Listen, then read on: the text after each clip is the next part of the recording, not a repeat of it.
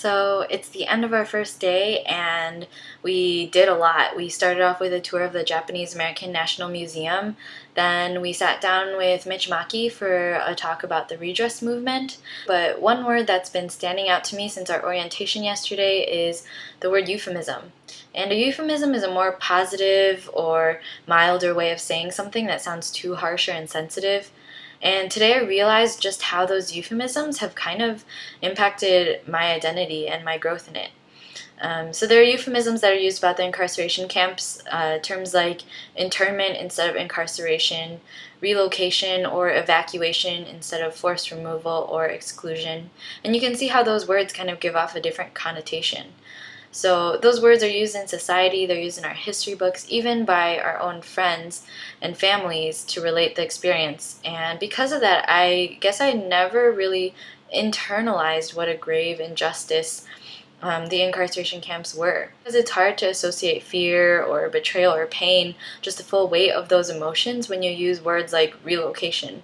It sounds like you're just moving down the road, willingly, not losing everything and being forced into a prison.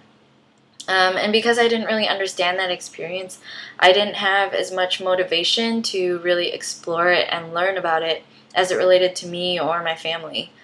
I didn't really know that it completely changed the way Japanese Americans would raise their children, the way they would relate to one another, the way culture wouldn't be passed down. It was a really pivotal moment in our history, and I treated it like anything else in our textbooks.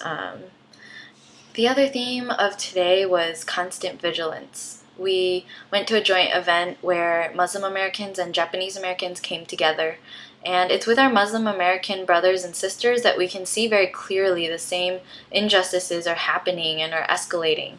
So during our trip to the Japanese American National Museum, we touched on this idea of us remaining vigilant so that what happened to the Japanese American people never happens to anyone else.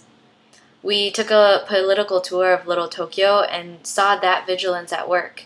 The Japanese American community there is maintaining that culture and trying to keep the area from complete gentrification.